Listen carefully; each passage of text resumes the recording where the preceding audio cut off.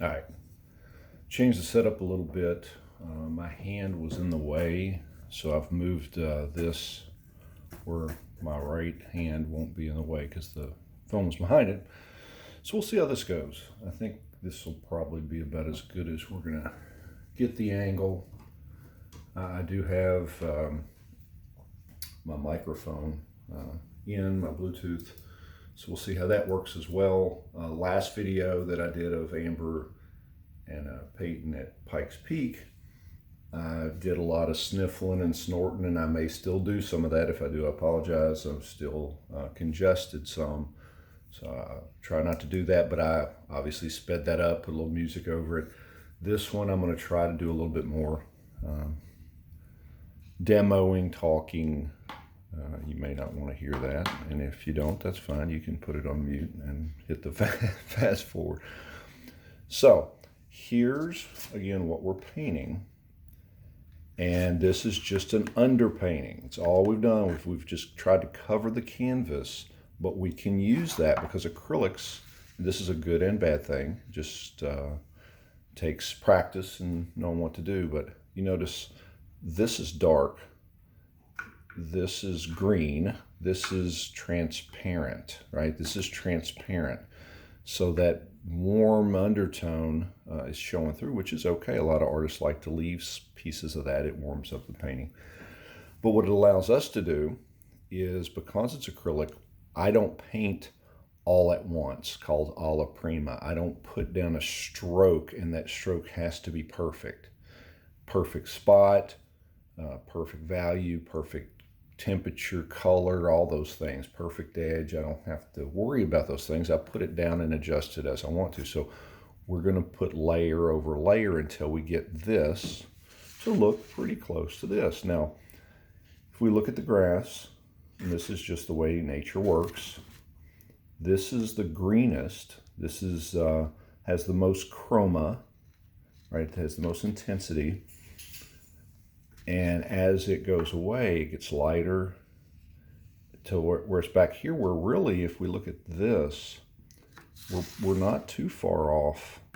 We're just right there. And now I will put more paint over that. But as far as value, tone, that's pretty close. So all I really want to do right now is put a little bit more, a little darker green, some lighter spots over this, and I'm just going to continue to put down paint.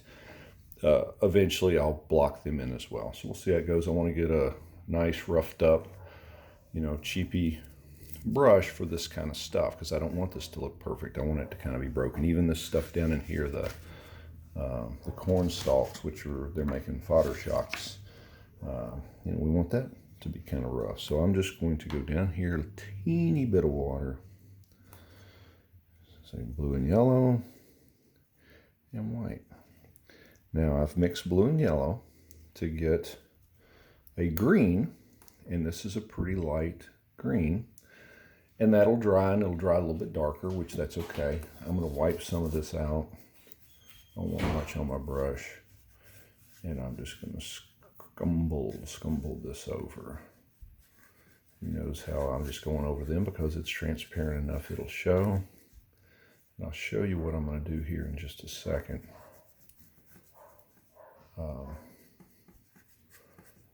Once this dries just a smidge.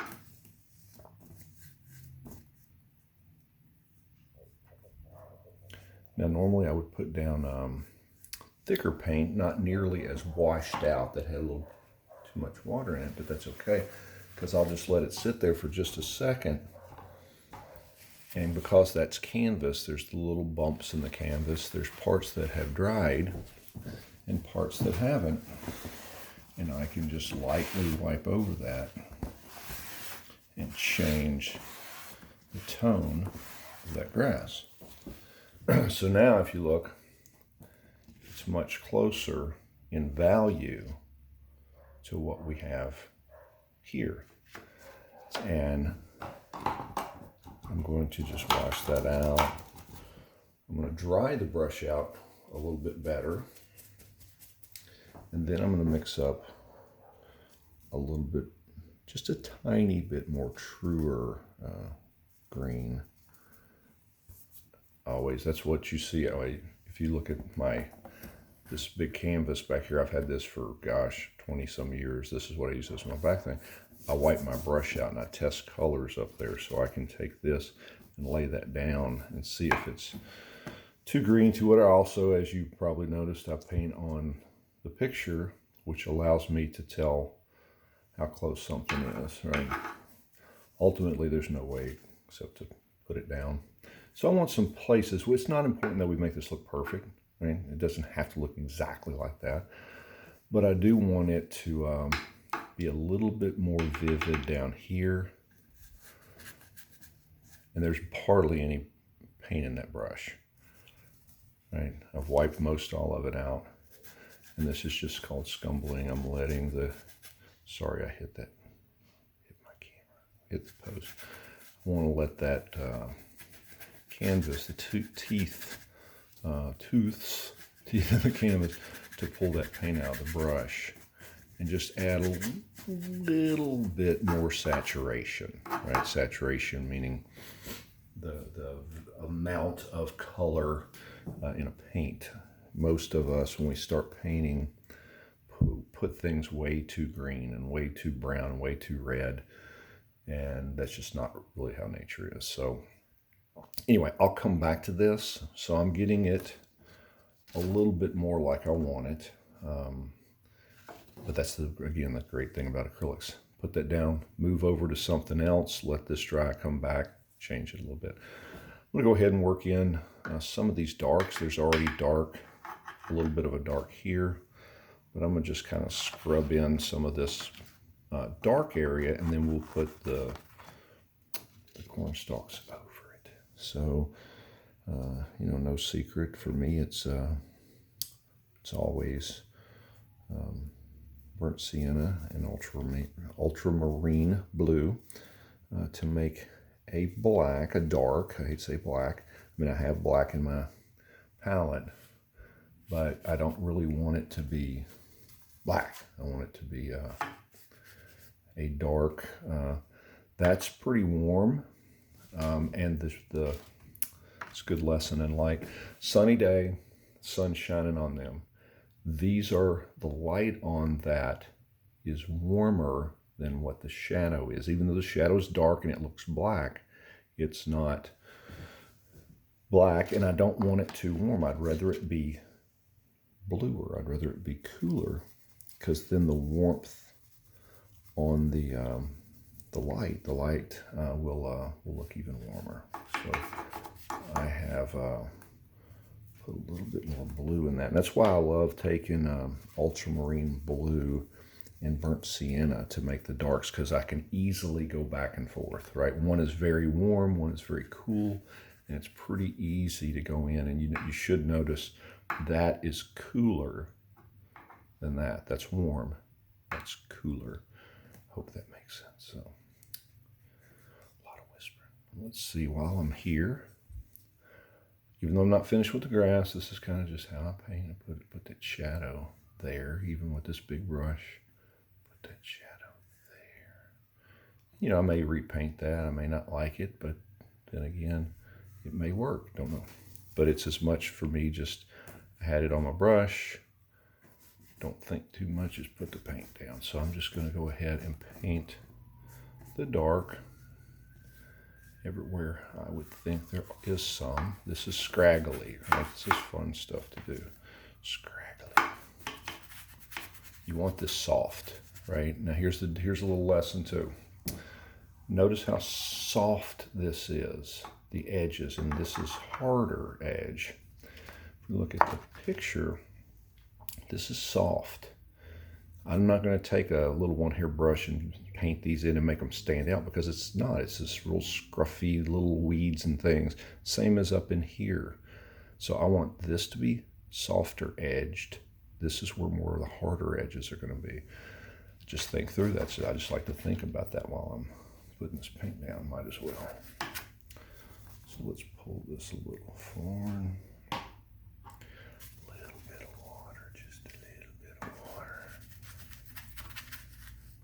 How much water to put in, how much blue to make, and it's practice. There's no recipes to any of this. I'm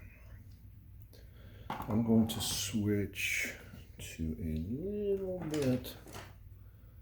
Oh, what do I mean by a little bit? Let's switch to a little smaller, quite a bit smaller brush. I got 1,000 brushes. I don't know why I struggle.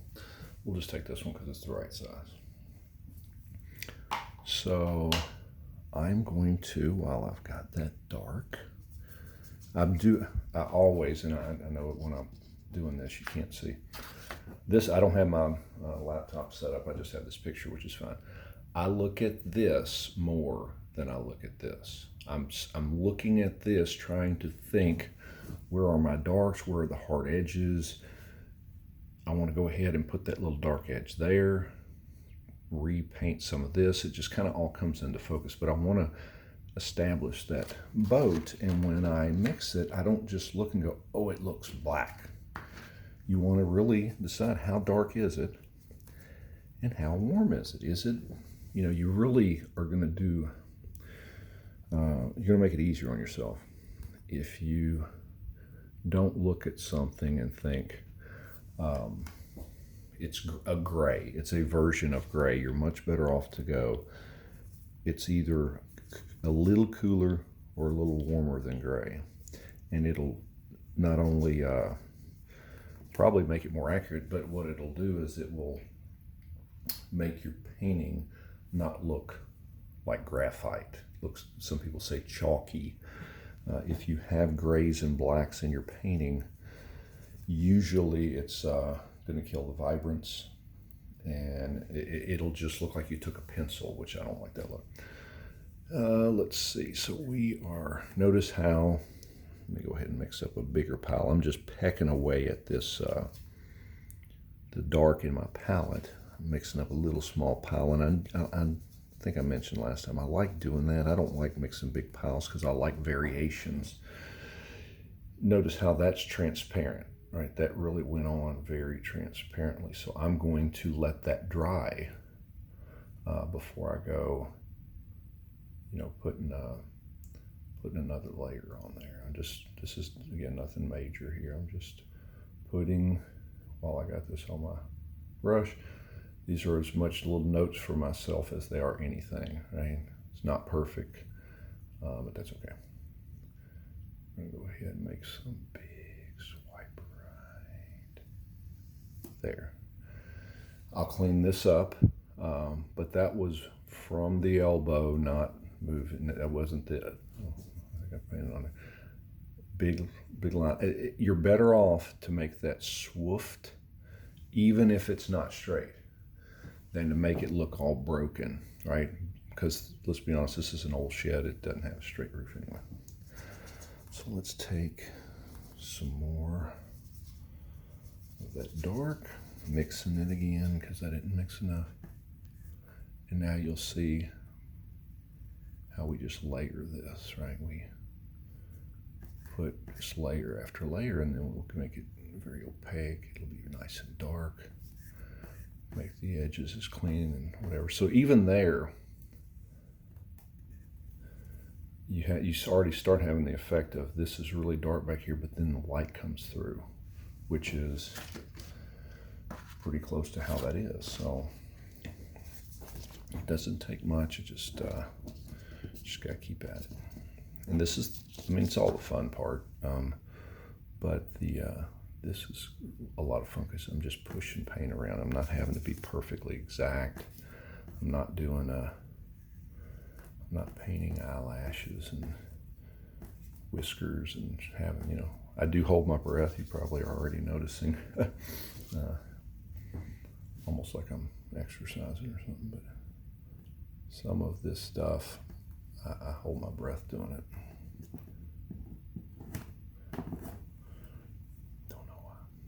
Let's see here. So this, if paint's there, this would come, and I'm just trying to be true. I'm looking at, and this is not that important, but if I might as well use what's here.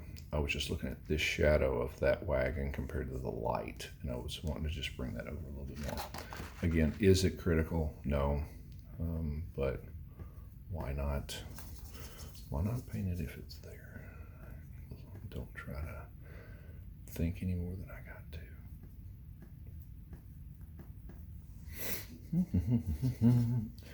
This here, I will go like this, and I'll go like this, and I'll go like that to make it a little bit of a read of slats. And we may at the end, you know, I'll probably take a little, and I hate to take little liner brushes, I probably won't. I'll take some little brush and put some, a hint of white coming through that. Let's see, what do we want to do next? This will start reading really quick too, just a few strokes. I'll go darker here. I'll put a little, let me do this. I'll put a little highlight right here that's bright, a little brighter than that. I'll put a little dark, it'll read just fine. We'll make sure she do.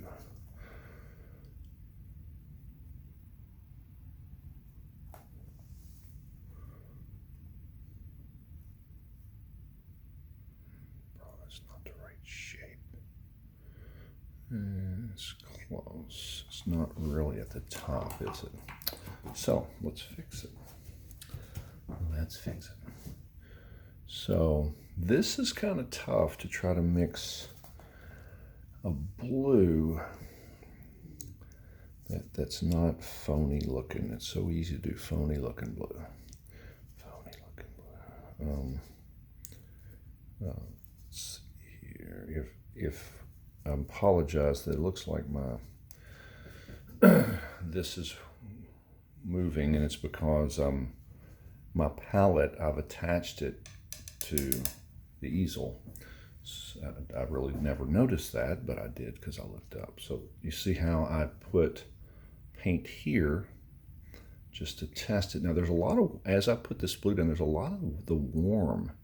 You see the warmth more, I don't know if you can see it on there, but there's some warmth coming through there that's, you know, it's kind of here because I had that underpan. That's interesting. That's pretty interesting.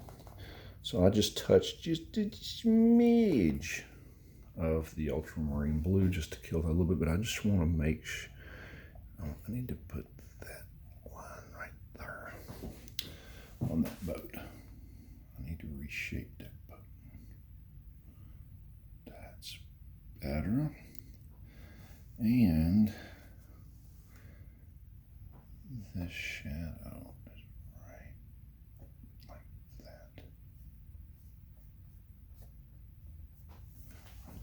That's better.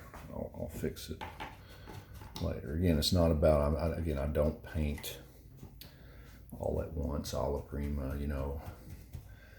I did read a book one time. If I haven't mentioned this, seems like I did, but I have a book downstairs that I read that I couldn't get past the first sentence in the book because it was, when you put down a stroke, the paint, where you put it, the edge, everything you have to be 100% committed to before you can apply it on your canvas. And I'm like, that ain't me. That don't sound like fun. I was already uncomfortable before I even started. And I'm like, I don't care what else this guy's got to say. I'm not doing that. So let's go ahead. Let's work them in. Let me think. I'm dying to get them put in here.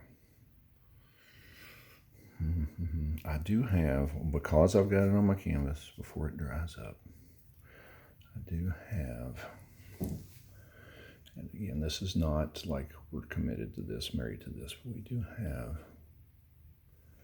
I guess I'll just free-handed. I have this warm,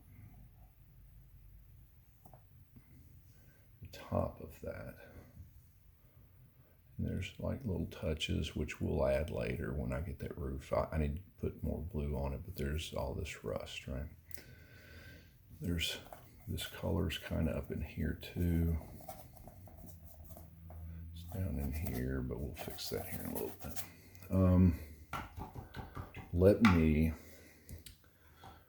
let's just use that same brush. I like to use a bigger brush than one might think. So this is just the first stab. This is just underpainting. Don't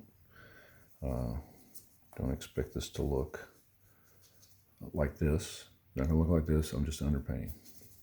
Just laying in some darks and lights, and then as you may have watched, if you watched the other painting that I did last time, you kind of saw how it progresses, at least for me anyway, how I do it. So we put a stroke down, and I'm looking here, right? I'm studying this. I look over here, put the stroke down, then I come back over here. So I'm looking even at this little shape here coming off his pants. If when I'm about to call this painting done, if that little shape doesn't make sense, I'll take it out. But for now, I really want to paint it how I see it. There's a split here, which we'll need to fix when we put those corn stalks in. So there's a little line that comes down like that. Again, really transparent paint. That's okay. We'll just have to keep restating. Now this is dark. It's more of a cool dark. It's very transparent again, which is fine. It's the same color I see here. And again, big brush, probably too big. Sorry. No big deal. And hopefully you can see Matthew over there on that other one. I'll go to a smaller brush when I'm doing, when I get into some more of this detail, but for right now, I just want to put some paint down. I can always fix it if I put it in the wrong spot. Peyton's pants.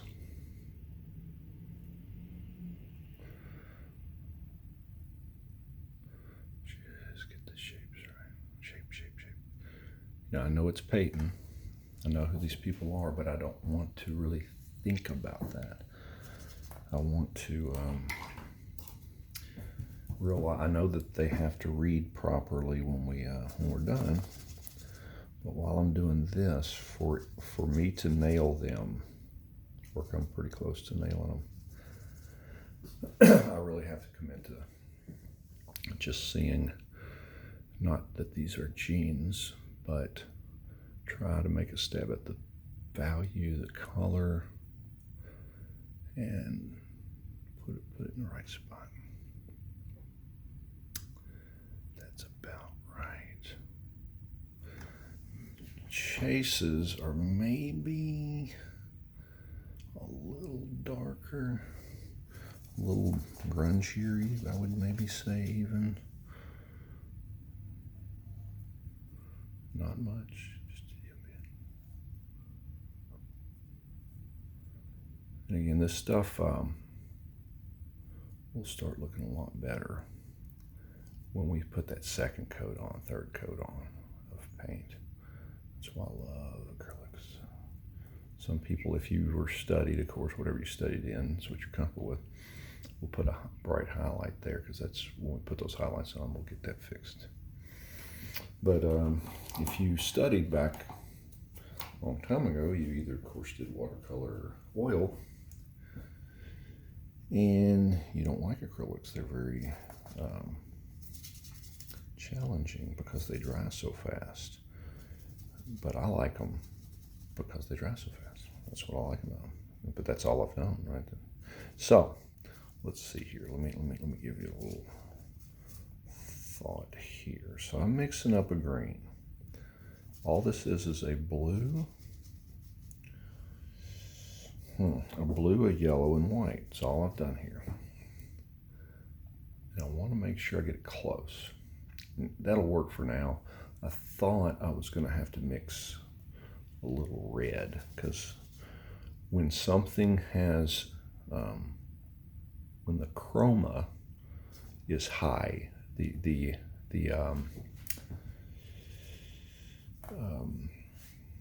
saturation is the correct term. When the saturation is high, meaning it's very saturated with color, meaning it's green, it's a little too green. I want to gray it a little. I want to dull it a little bit, which I thought was what I was going going to have to mix there.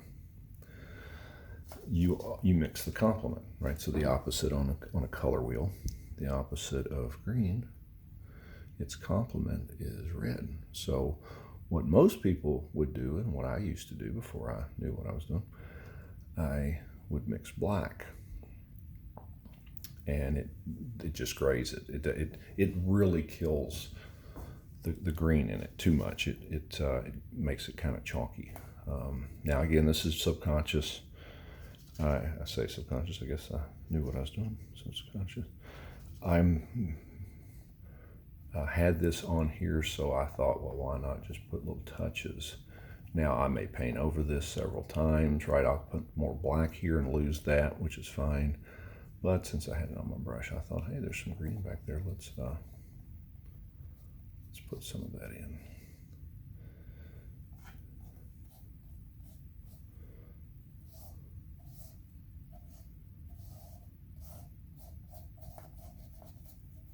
We'll lose that edge too, because it's not.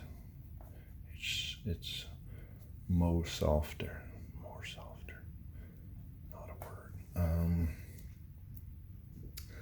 right.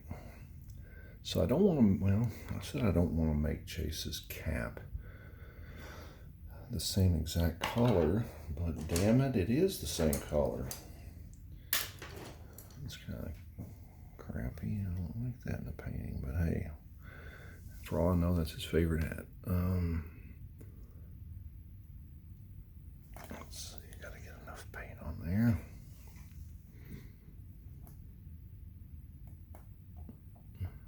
Struggling. Cap turned around backwards.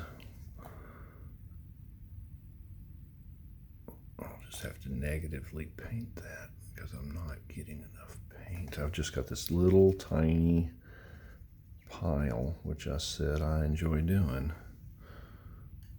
because it makes variation, and I didn't notice.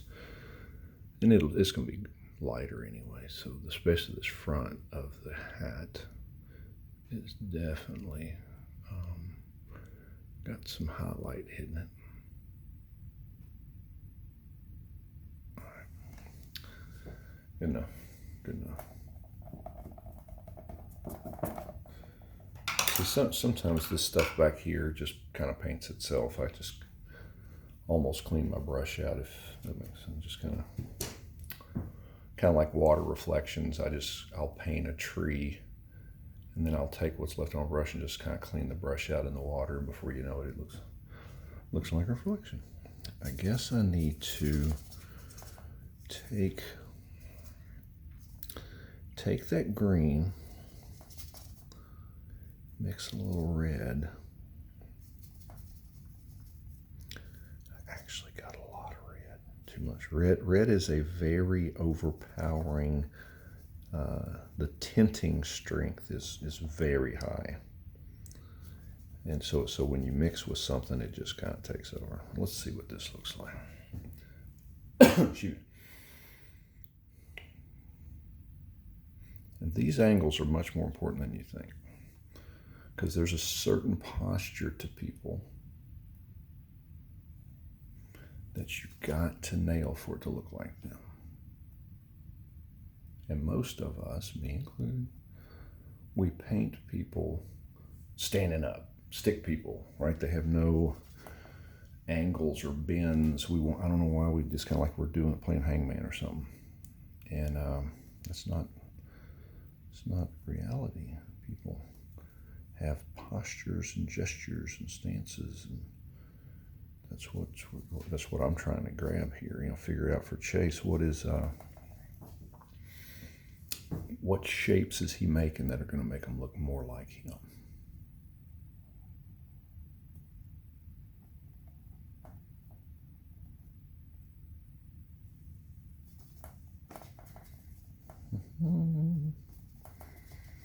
I need some tunes going.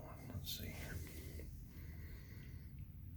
So I need to get a little water because that brush, the paint, I don't want to get it too much, and I may have. Yeah, sorry. You add water so it comes out the brush real nice, but then it's transparent, right? That's the problem with water.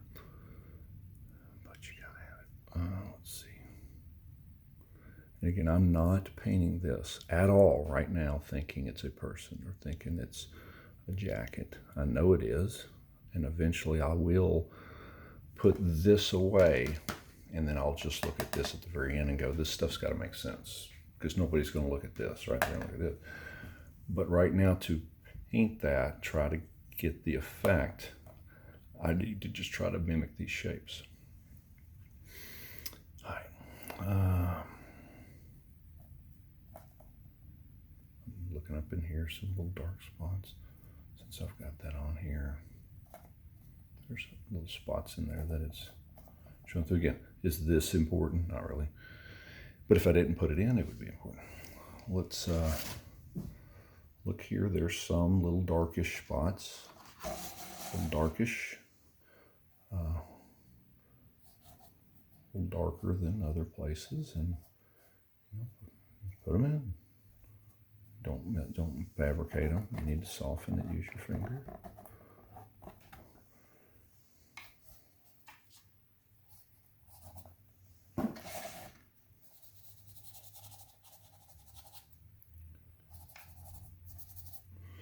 All right.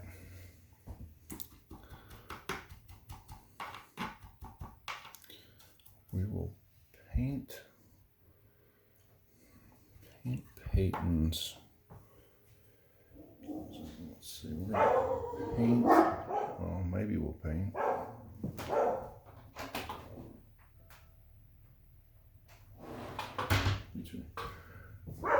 We'll try. Those dogs will let me put her jacket in. And then we'll call it quits for the moment, because I get tired. I'm a little tired doing this, and the breaks are just normally right when I need them, and the painting needs them. But yeah, you would think this wouldn't be exhausting, but it kind of is, to be honest with you. Mentally, sounds dumb, especially all that CrossFit, but my arm extended. I'm just out of practice with that. It's just, it actually gets taxing. So I'm gonna have to bring that dark. I think that's too far out, but I'm talking out loud. That helps. Let's see, come down. I got her jeans too high.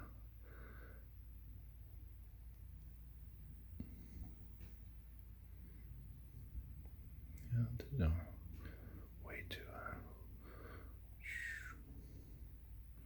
And I'll clean that up here in a little while.